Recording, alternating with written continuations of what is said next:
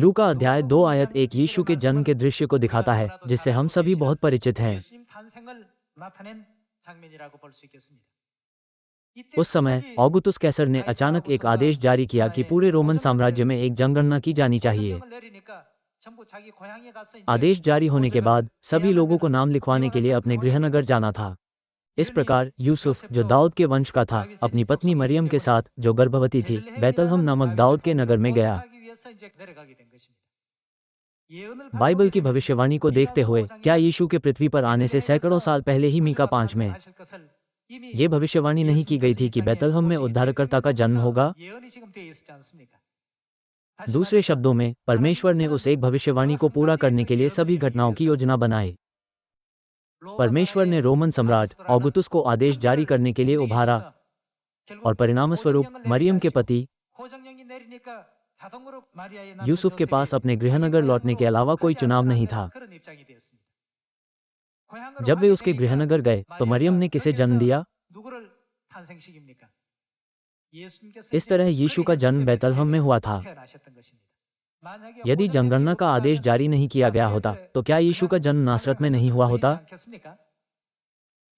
जब हम बाइबल का अध्ययन करते हैं तो हम उन भविष्यवाणियों की पूर्ति देख सकते हैं जहां परमेश्वर एक भविष्यवाणी को भी पूरा करने के लिए आवश्यक होने पर पूरे ब्रह्मांड को हिला देते हैं। हमें पहले अदृश्य दुनिया के भीतर परमेश्वर की गतिविधियों को पहचानने में सक्षम होना चाहिए और परमेश्वर की गहन इच्छा को समझना चाहिए। मेरा मानना है कि तब हम सभी वास्तव में उस अनुग्रहपूर्ण विश्वास को प्राप्त कर सकते हैं जो परमेश्वर अपनी संतानों को प्रदान करते हैं। यदि हम अपने विश्वास के जीवन को इस तरह से जीने में विफल रहते हैं तो हम केवल बाहरी दिखावे और दृश्य स्थितियों को ही देखते रहेंगे।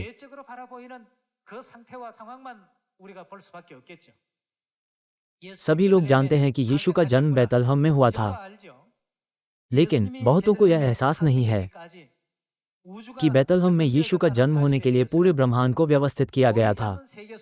इस इतिहास को अदृश्य दुनिया में परमेश्वर के कार्य के रूप में देखा जा सकता है। इस तरह हम बाइबल में एक एक करके भविष्यवाणियों को खोज और समझ सकते हैं। ऐसा करते समय हम पूरी तरह से समझ पाएंगे कि यह भविष्यवाणी का एक महत्वपूर्ण दृश्य है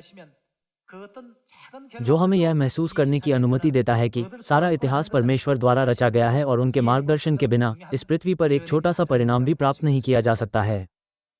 इस सब के अंत में हम देख सकते हैं कि परमेश्वर ने हमें कुलुसियों अध्याय 3 में लिखे ये वचन क्यों दिए?